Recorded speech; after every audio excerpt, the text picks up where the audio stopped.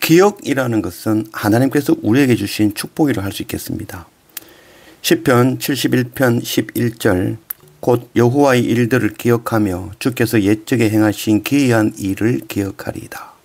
다윗의 고백이죠. 다윗이 과거를 돌이켜보면서 자신의 기억 속에 함께 하신 하나님을 기억하고 있는 것이죠. 우리는 인생의 그 막다른 골목, 도저히 감당할 수 없는 그런 어려움 앞에서 울부짖으며 하나님을 찾죠. 그러나 세상 어디에도 하나님은 보이지 않고 응답도 없죠.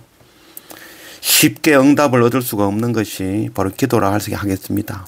하나님 침묵의 시간은 길어지고 결국 세상에 나 혼자라며 체념하고 무너질 때가 있죠. 그때 과연 하나님은 어디 계셨던 것일까요?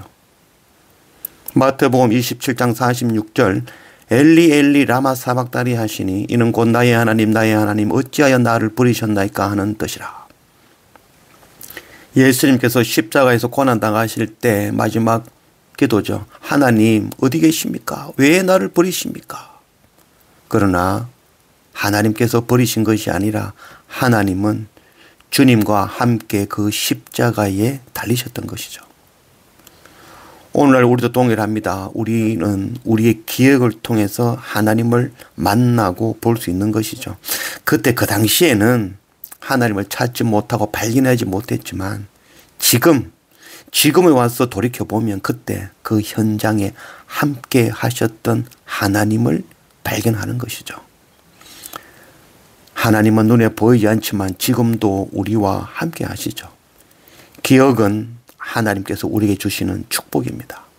우리의 기억 속에 계신 그 하나님은 오늘도 동일하게 우리와 함께 하십니다. 이것이 오늘을 감사함으로 살아가는 이유인 것입니다.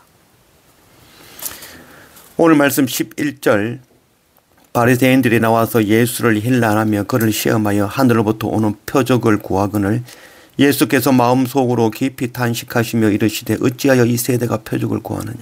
내가 진실로 너에게 이르노니 이 세대에 표적을 주지 아니하리라 하시고.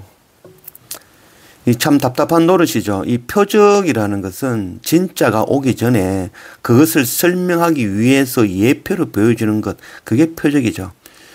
쉽게 말하자면 아파트를 짓기 전에 모델하우스를 먼저 짓는 것이죠. 요 모양대로 올 것이라는 거죠. 근데 진짜 아파트가 완공되어지고 나면 그 모델하우스는 무너뜨리는 것이죠. 없애는 거죠. 필요가 없는 것이죠.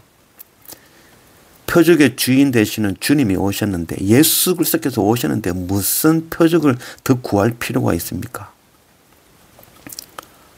바리새인들은 끊임없이 표적을 구하죠. 그러나 예수님은 이미 이 땅에 오셨는데 더 이상 표적 구하는 것은 어리석은 짓이죠. 유대인들을 대상으로 기록한 그 마태복음에서는 오늘 동일한 이 본문에 예수님께서는 요나의 표적 외에는 보일 것이 없다라고 하셨죠. 요나가 사흘 동안 물고기 뱃속에 있었던 것 같이 예수님이 십자가 고난당하시고 사흘을 무덤에 계시다가 부활하실 것을 말씀하신 것이죠. 이게 진짜라는 거죠. 이 일을 행하실 예수 그리스도가 지금 오신 것이죠. 그러나 오늘 이 마가복음의 말씀에서는 이방인들 대상으로 기록한 말씀이죠. 그래서 이방인들은 요나의 표적에 대해서 잘 모르는 거죠. 그래서 이 기록을 뺀 것이죠. 오늘 이 말씀은 2000년 전에 이 말씀이 아니라 오늘 우리에게도 동일하게 주시는 말씀이죠. 오늘날 우리도 동일하게 표적 구하는 삶을 살고 있는 것이죠. 기도하면 뭔가 기도가 이루어지고 막 성령이 떨어지고 방언을 하고 어떤 기도의 역사 일어나서 죽었던 자가 일어나고 병이 낫고 부자가 되고 자녀가 잘 되고 시험 치면 합격하고 이런 표적 구하는 삶을 살아가고 있는 오늘 우리도 동일한 것입니다. 예수 그리스도 십자가 외에 더 이상의 표적은 필요하지 않습니다. 22절 벳세다의 이름에 사람들이 맹인 한 사람을 데리고 예수께 나와 손 대시기를 구하거늘 예수께서 맹인의 손을 붙잡으시고 마을 밖으로 데리고 나가사 눈에 침을 뱉으시며 그에게 안수하시고 무엇이 보이느냐 물으시니 쳐다보며 이르되 사람들이 보이나이다. 나무 같은 것들이 걸어가는 것을 보나이다 하거늘 이에 그 눈에 다시 안수하시며 그가 주목하여 보더니 나아서 모든 것을 밝히 보는지라. 평소 같으면 예수님이 말씀 한마디로 맹인을 눈뜨게 했겠지만 오늘 이 맹인은 시간이 많이 걸렸죠. 그를 데리고 이 밖으로 데려가시고 또 그에게 안수하시고 손대시고 또 그를 마을 밖에 나가서 침을 뱉어 그 눈에 닦고 안수하고 그래도 보이느냐? 잘 안 보입니다. 다시 한번 그를 안수해서 그의 눈이 밝아진 것이죠. 뭐 정말 독한 맹인이라는 거죠. 아무리 설명하고 아무리 가르쳐줘도 밝히 보지 못하는 정말 지독한 맹인의 이야기입니다. 누가 소경입니까? 누가 맹인입니까? 오늘 지금 우리가 바로 맹인 아니겠습니까? 우리의 기억과 우리 과거 그 사망의 음침한 골짜기를 행할 때 그때 함께 동행하신 그 하나님 기억하지 못하고 오늘 또다시 표적 구하며 이 땅에 먹을 것 입을 것 구하고 시험 치면 성공하고 자녀가 잘 되고 건강하고 부자 되는 것 그런 표적 구하는 그게 바로 오늘 우리의 소경된 모습 아닙니까? 지독한 소경, 참 낫기 어려운 소경. 지난 세월을 돌아보기를 원합니다. 참 지난 평생을 우리와 함께 하셨고 우리의 생명 주시고 우리 곁에서 나와 함께 동행하셨던 그 하나님 보지 못하는 내가 바로 소경인 것입니다.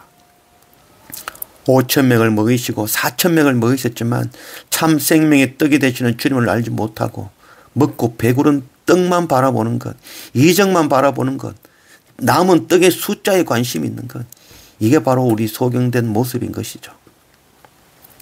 우리의 기억에 함께 하신 하나님은 오늘도 동일하게 우리와 함께 하십니다.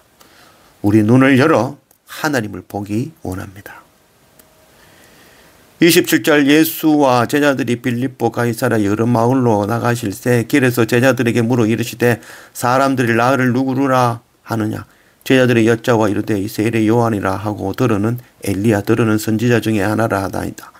또 물으시되 너희는 나를 누구라 하느냐 베드로가 대답하여 이르되 주는 그리스도이니다 하매. 또 다른 성경에서는 주는 그리스도시요 살아계신 하나님의 아들이시다 라고 베드로가 고백했죠. 사람들은 예수를 엘리야나 세례 요한이나 선지자 중에 한 사람으로 이해하고 있죠. 제가 살고 있는 튀르키예 이 무슬림들은 예수를 선지자로 이해하고 있습니다. 그러나 베드로는 왕으로 오신 하나님의 아들로 고백하고 있는 것이죠. 그래서 이 그리스도라는 말은 헬라어고 메시아라는 히브리어죠. 둘 다 동일하게 기름 부음을 받은 자입니다 라는 그런 뜻이죠. 기름 부음을 받아 임명되는 자는 왕과 제사장과 선지자이죠. 주님은 바로 하나님의 아들 왕으로 이 땅에 오신 분이시죠. 또한 주님은 스스로 제물이 되어주심으로 우리 죄를 사하시는 참 대제사장으로 이 땅에 오신 것이죠. 또한 다시 오실 것을 전하시는 선지자로 우리 가운데 오셨습니다. 주님은 과거에도 우리와 함께 하셨고 지금도 함께 하시며 영원히 우리와 함께 하실 것입니다. 우리의 과거 기억 속에 계신 하나님은 오늘 동일하게 우리와 동행하고 계신 것입니다. 이 놀라운 은혜로 오늘을 감사함으로 살아가는 그런 우리 모두가 되어지기를 원합니다.